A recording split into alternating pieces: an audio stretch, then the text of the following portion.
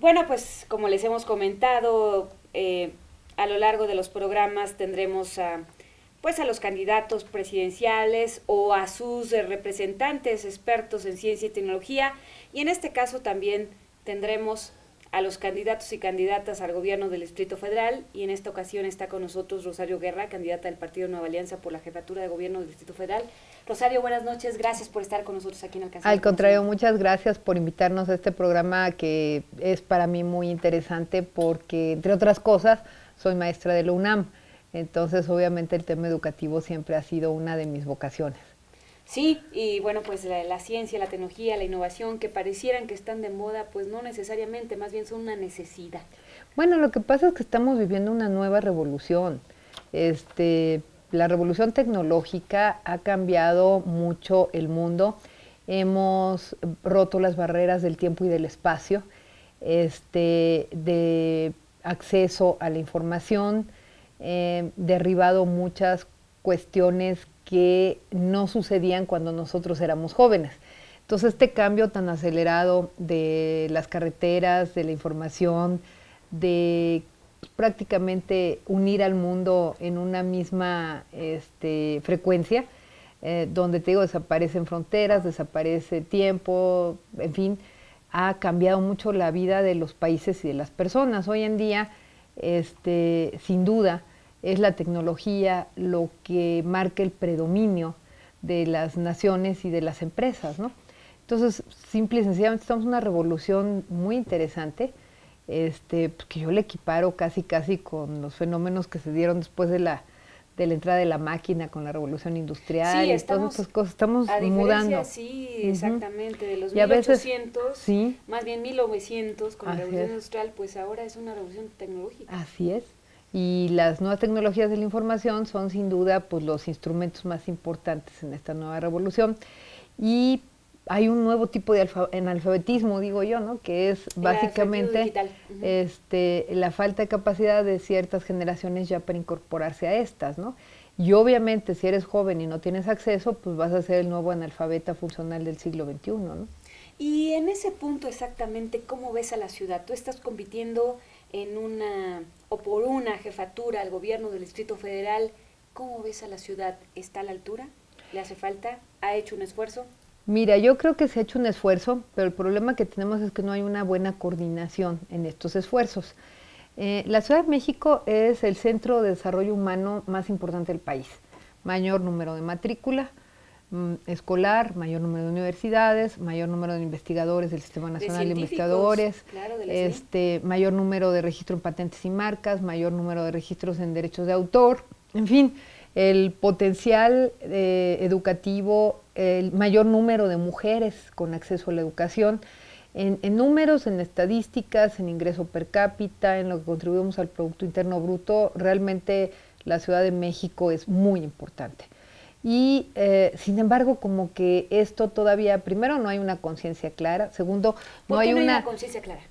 Por los rasgos de pobreza y marginación que todavía subsisten en muchas de las colonias y de los barrios y zonas del Distrito Federal. O sea, ¿hay una diferencia entre muy importante. Reforma e Iztapalapa, entre Reforma y Milpalta? Desde luego. Y también en acceso a las tecnologías de la información, en las primarias, en el acceso a otros idiomas. En fin, realmente todavía hay muchas disparidades en el sistema educativo. Se cayó una secundaria en Tláhuac, que es la única que hay, y por unos sismos del año antepasado, y es hora que no la han podido reconstruir, la tuvieron que tirar, los niños están sin acceso a la secundaria, y estamos hablando del Distrito Federal, ¿no? Entonces realmente son cosas muy contrastantes las que vivimos en México.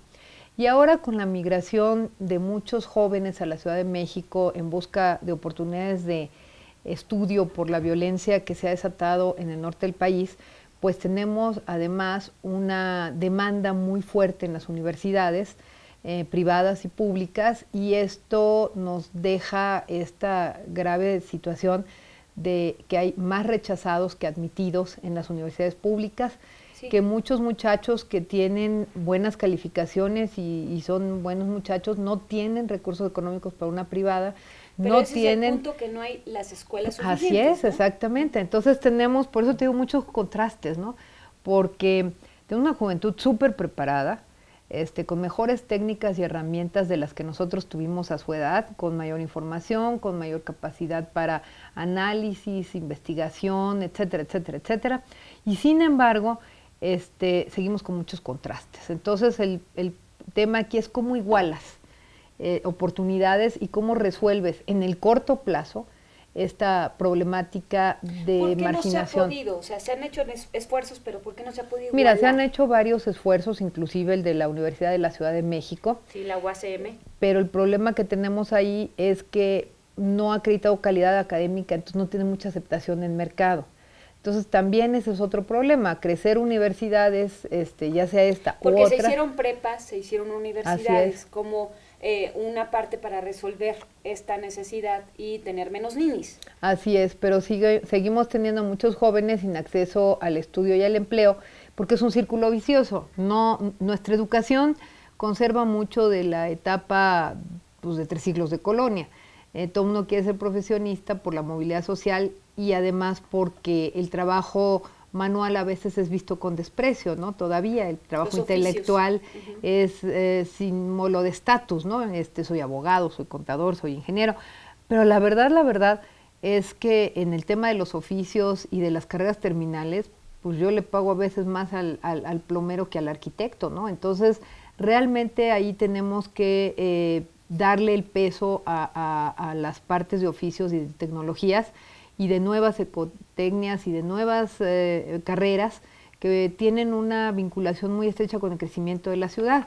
Qué bueno que tengamos muchos arquitectos, pero también gente que pudiera administrar obra y hacer todo esto para apoyar a estos arquitectos en el manejo de las obras sería excelente. El poder reglamentar en la ciudad el mejor uso de los escasos recursos del agua, el ahorro de energía, etcétera, etcétera, son temas que nos faltan. Y el vincular esta gran fuerza laboral con una buena capacidad ya instalada de escuelas y con alumnos que no tienen acceso a las universidades, pero que tienen educación, es decir, no estamos hablando de que los llamados ninis, que no les gusta que les llamen así, sean vagos, sino son gente que no tiene acceso a la educación y no tiene acceso al empleo.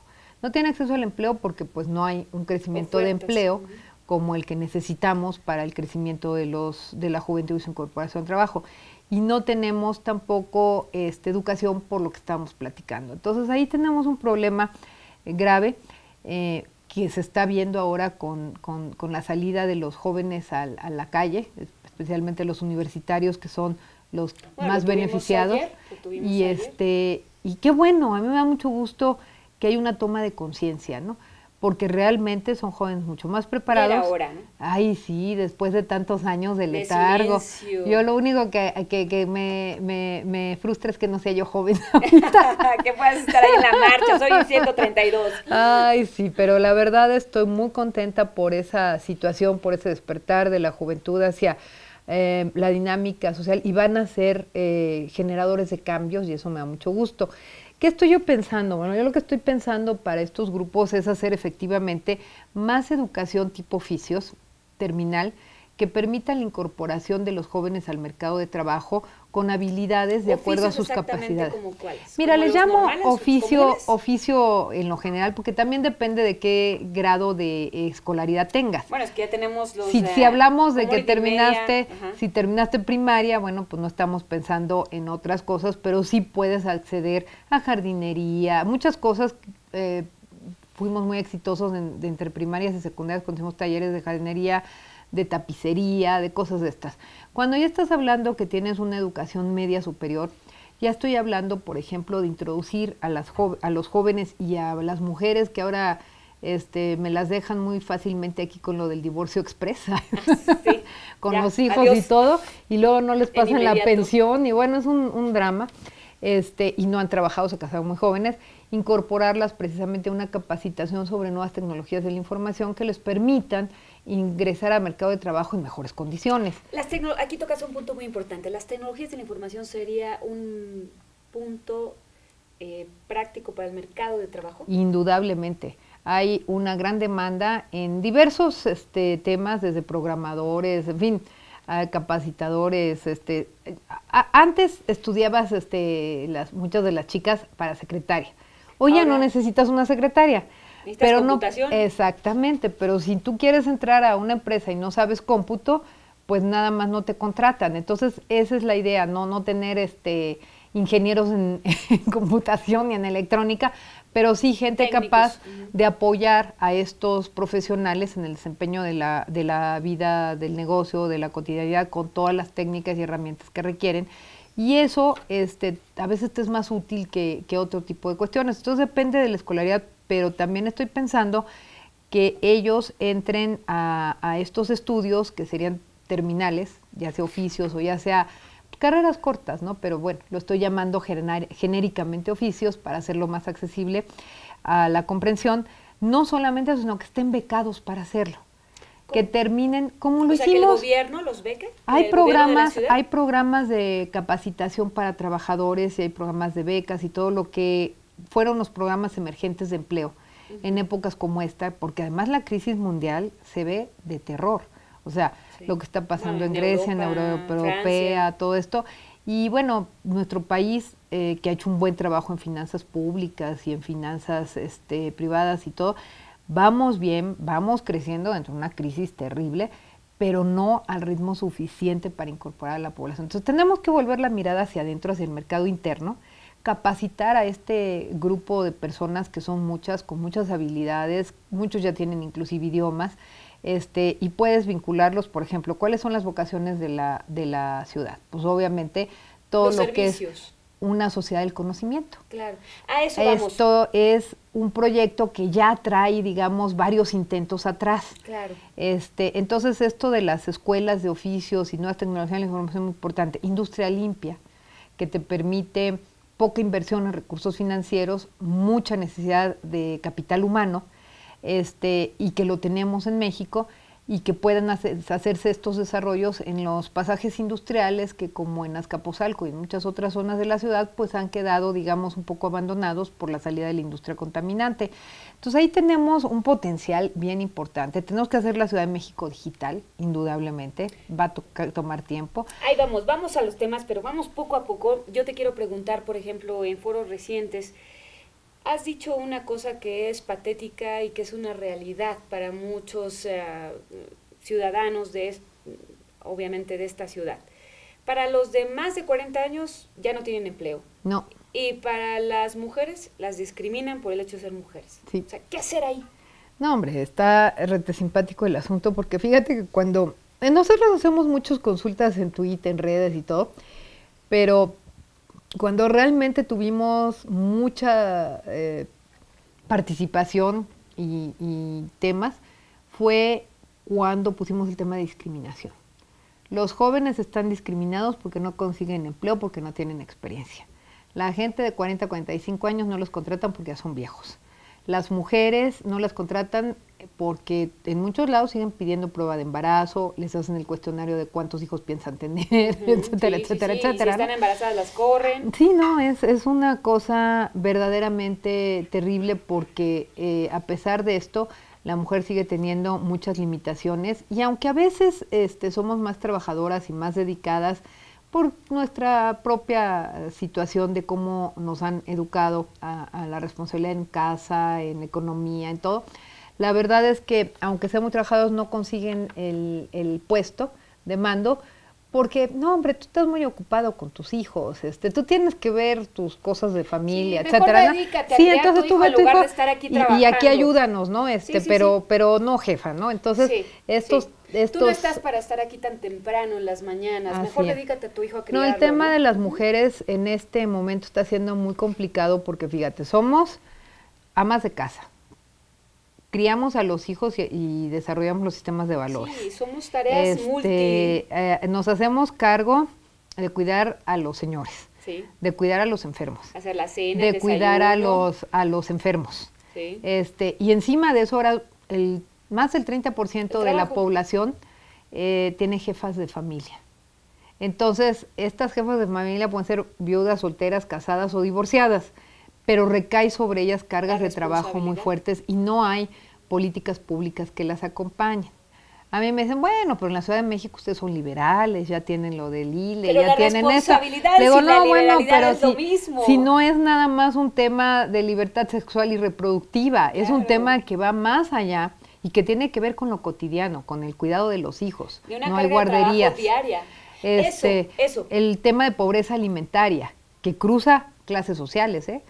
¿Por qué? Pues porque los niños no están cuidados. Del problema de la obesidad infantil, que también cruza niveles sociales porque no hay quien exactamente y porque además la ciudad está secuestrada, ya los niños no pueden salir a la calle a andar en bicicleta, en patineta y en patines como lo hacía yo. Entonces, obviamente esto lo único que ejercitan son los dedos pulgares, ¿no? Entonces, ante una pantalla. Entonces, sí son problemas muy severos de salud pública que se van a traducir en diabetes, en hipertensión, enfermedades muy costosas a lo largo del tiempo. Entonces, sí son temas muy delicados. Por eso mi campaña está centrada en las mujeres y sus hijos, porque las que batallamos con los hijos discapacitados somos nosotros, las de capacidades diferentes somos nosotras, las que estamos en la base de los partidos somos nosotras y en la base de las colonias somos nosotras. En la base de la casa y la familia somos nosotras. Vamos a una pausa, Rosario, regresamos con más. Les recordamos que estamos en Alcanzando el Conocimiento. Soy Berta Alicia Galindo, estamos con Rosario Guerra. Ella es candidata al gobierno del Distrito Federal por Nueva Valencia. Volvemos.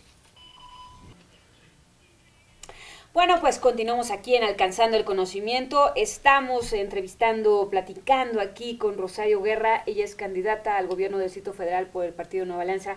Y bueno, pues aquí hay varios asuntos muy importantes. Se ha hablado que con esta discriminación, con esto de que los hombres a los 40 años ya no tienen empleo en esta ciudad, los expulsa de la parte laboral, la ciudad tendría que generar alrededor de 250,000 empleos por año. ¿De qué manera se podrían crear estos empleos y si la ciencia y la tecnología podrían ser parte fundamental en esta creación de empleos? No solamente fundamental, es una de nuestras palancas de desarrollo. Yo veo dos formas de crecer en empleo, en nuestras fortalezas internas, a pesar de las limitaciones de inversión. Una de ellas es indudablemente el tema de las nuevas tecnologías de la información, su desarrollo, industria limpia, industria informática, corredores en este sentido, la creación y la capacitación de personas, como te decía yo, no solamente capacitarlos, sino después de las becas estas que se pagarían con los programas emergentes de empleo, lo que haría yo de la Secretaría de Economía es una incubadora de negocios, donde quienes en la escuela inclusive se conocen y deciden hacer negocios juntos en algún tipo de oficio o de empresa, se les haga la simulación de qué tienen que pagar de impuestos, cuánto cuesta, qué tienes, etcétera, del gobierno del Distrito Federal, de tal suerte que cuando salga, y te ayuden con toda la tramitología, puedas abrir tu pequeña negocio, oficina, etcétera, en tu casa. Pyme. Así es, tu pequeña pyme, pero que te den el crédito ya que hayas tenido la capacitación, el plan de negocios, y entonces accedes al crédito, porque ¿sabes qué nos está pasando? Porque de todos los créditos que se dan, y que abren pequeños negocios, el 80% a los 2 años quiebran. Entonces estamos... ¿Esto es porque no hay un buen plan de negocios? ¿O por qué? Sí, básicamente sí, por diversas razones, pero lo que estamos aquí, y es lo grave, perdiendo es emprendedores, entusiasmo, tiempo, dinero, esfuerzo, en fin, es absurdo lo que nos está pasando. Por eso digo que tenemos que hacer las cosas de otra manera, porque de que hay voluntad, de que los jóvenes quieren emprender negocios, de que las mujeres están en estos temas, desde luego que están, pero necesitamos hacerlo bien, porque si no, no funciona. Y en este tema, la Sociedad del Conocimiento, hacer del Distrito Federal esto para ayudar a resolver los problemas, tanto del gobierno de la ciudad y su administración, como de la iniciativa privada y sus temas, elevar la competitividad de la ciudad para hacerla más atractiva en inversiones, es un punto muy importante. Y otro segundo tema que se ha caído mucho y que es una vocación natural de la ciudad es el turismo, que pero obviamente... antes de ir al turismo... Sí, nada más acoto ahí rápido, nada más que el problema fue la seguridad. Hoy esa percepción ha cambiado y también necesitamos guías de turistas. La ciudad hoy es segura comparada con todo el país, caramba. Exactamente, entonces ahí también tienes que capacitar gente con tecnologías de la información y hacer paquetes. Mira, yo me encuentro a cada rato a los alemanes, franceses y americanos perdidos en Coyoacán, preguntando dónde está la casa de Frida, dónde está el taller y dónde está el Dolores Olmedo. Nunca llegan, nunca llegan al Dolores Olmedo, digo, es una odisea. No hay quien los lleve, no hay tours. El único tour que te venden es a las pirámides. Sí, y pero a Dolores Olmedo no hay. No, entonces si tú estás interesado en Frida y Diego, pues que te lo vendan en el hotel, que haya paquetes, que haya guías, que te informen en inglés, en francés, en alemán, etcétera. La ciudad tiene más museos que todas las ciudades. Todo el país, sí. Y no aprovechamos nuestro potencial. Ya ves cuántas fortalezas tenemos y no las estamos conectando. Entonces, esta idea de crear estos técnicos medios con idiomas, con tecnologías, con sus temas, que puedan estudiar, que puedan hacer un montón de actividades. La ciudad tiene muchas fortalezas internas para crear empleo. Precisamente aquí, bueno, retomando el tema de la sociedad del conocimiento, bueno, en este gobierno comandado por Marcelo Ebrard, pues se ha dado impulso a la ciencia y la tecnología, creó el Instituto de Ciencia y Tecnología, que bueno, pues ha sido un impulsor de buenos proyectos, pero ¿qué falta por hacer? Bueno, al instituto le falta más recursos, siempre son escasos. Y luego le recortaron el presupuesto. No, fue terrible, porque el problema es que como los ajustes se hacen ahora en las cámaras, en la asamblea, en este caso legislativa, siempre hay algo más urgente que la ciencia y tecnología, porque los representantes populares muchas veces no entienden que hay diferentes tipos de inversión. Siempre la inversión en educación, ciencia y tecnología es la más rentable, pero no se ve así de momento frente a carencias de baños en las escuelas, de el problema en los mercados públicos, a la nómina. Bueno, la nómina ha crecido de una manera impresionante y muchas cosas que tienes que hacer para ordenar tus finanzas y para remontar lo que se va a venir, que va a ser una caída en los ingresos de la ciudad, porque pues obviamente al disminuir la actividad económica va a disminuir esto. Entonces, ¿qué he pensado? ¿Cómo podemos tener más recursos frescos y dedicarle más recursos a visiones de largo plazo que den sustentabilidad a la ciudad en el futuro? Bueno, mira, cuando yo estuve como subdirectora de finanzas en la aseguradora Hidalgo, creamos un nuevo seguro. Y lo que hacíamos es que sobre el seguro de vida creábamos la posibilidad de ahorro voluntario. Y entonces, en un año, con esta figura en la cual el patrón, que era el gobierno federal, ponía un peso por cada peso que ahorraba el trabajador, logramos capitalizar de tal manera la aseguradora que logré en menos de un año en la AAA de Standard & Poor's. Wow. Entonces, luego la vendieron, ¿no? Pero sí. Bueno, esa es otra historia. Pero lo que quiero decir es que hay un potencial de ahorro e inversión en la propia ciudad. Si nosotros tomamos este ejemplo y vemos que en la ciudad nuestra población económicamente activa de más de 4 millones de personas, la mayor parte no tiene seguridad social. Vemos que ni los periodistas, ni los consultores, ni los ¿cómo se llama? Ni los comerciantes en pequeño, bueno, ya no hablemos de taxistas u otros gremios, no tienen ninguna protección en su empleo o en su profesión. Entonces ahí lo que tenemos que hacer es una cultura de la previsión para la vejez y para los imprevistos, tanto en seguros médicos como, obviamente estoy a favor de que todos los carros en la Ciudad de México tengan un seguro mínimo para que podamos convivir en esta ciudad sin tanto lío. Pues diario hay, pues es normal. Sí. Entonces tenemos que crear esa cultura, bajar el costo mediante una política pública más popular de acceso a estos seguros y esta previsión. Y desde luego estoy pensando en seguros de vida para los jefes y jefas de familia, por gremios, por organizaciones, clubes, todo está organizado de alguna manera en la ciudad.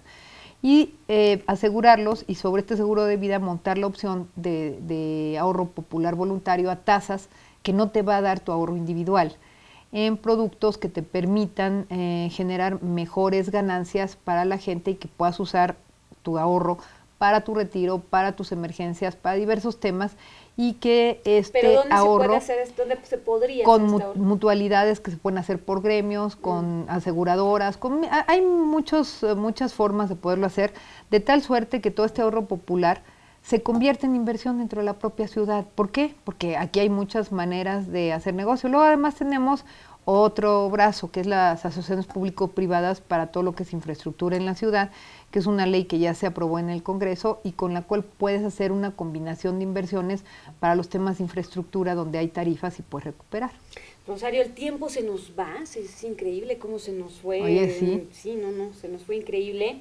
Pero aquí, en este caso, ¿cómo ves a la Ciudad de México? ¿Tú ves que va hacia un Bombay, hacia un Beijing, hacia una Nueva York? ¿Cómo la ubicas? Yo no quisiera que fuera así una Calcuta, como lo vemos ahorita todas nuestras plazas de todos los colores, los plásticos. El tema de la informalidad tiene que ver con la falta de empleo. Si nosotros logramos, en esta coyuntura mundial tan difícil, aprovechar nuestros potenciales y detonar este crecimiento de la ciudad en este sentido y hacerlo de manera sustentable, veo que la ciudad puede evolucionar muy rápido a una de las grandes capitales del mundo. O sea, hacia un Nueva York, más o menos, Londres. Exactamente, ese estilo.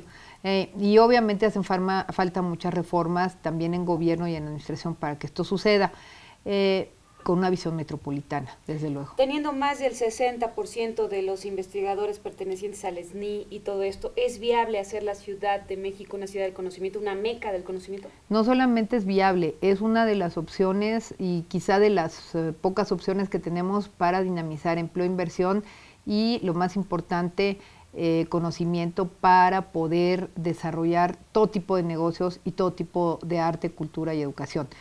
Para mí ese es el destino que debe tener la Ciudad de México. Por último, Rosario, cuando se puso el anuncio de que ibas a estar aquí en este programa en Facebook, tuvimos algunos comentarios que dijeron, pues es que ni los presidenciables ni los candidatos al gobierno del Distrito Federal saben lo que es la ciencia y la tecnología. ¿Tú qué dices a eso? Bueno, yo mi primer trabajo fue en el CONACYT. Estuve con Enrique Lubet Jr. en el área de prensa, ganamos premios nacionales de periodismo, les enseñó a escribir. Y además ahí tuve mi primer contacto en esos años con todo este maravilloso mundo de la ciencia, de la tecnología y todo lo que sufren los investigadores para poder desarrollar en México muchas de las nuevas tecnologías. Creo que hoy en día debemos sentirnos muy orgullosos de lo que se hace en el Poli, de lo que se hace en la UNAM, de lo que se hace en los centros médicos. En realidad creo que ahí está el potencial. Lo que tenemos que dar es el apoyo y la política pública que nos permita organizar todas estas fortalezas, mezcladas obviamente con recursos, y poder hacer de esta ciudad una gran capital. Y esto además hasta va a facilitar los temas, porque en este tipo de trabajos las mujeres pueden desarrollarse mejor. Es un ambiente en el cual puedes hacer una mejor crianza y combinación entre tu trabajo y tu casa. Entonces yo creo que sería una ciudad mucho más agradable y mucho más humana si nos volcamos a lo que es un gran potencial. Y los mexicanos son muy trabajadores, muy creativos, bueno, hasta con los chistes lo ves, claro. Y somos verdaderamente innovadores. Entonces yo creo que hay que aprovechar esta beta que tenemos cultural y formativa para poder proyectar a nuestra ciudad en una especialización que nos va a dar muchísima presencia a nivel mundial. Ve India, ve Corea, o sea, realmente creo que ese es nuestro camino. Entonces, la Ciudad de México sí como una meca del conocimiento. Totalmente. Esa sería la opción o una de las opciones para impulsar fuertemente el crecimiento económico. Sin duda. Pues gracias, Rosario, gracias a todos ustedes que estuvieron con nosotros aquí en Alcanzando el Conocimiento.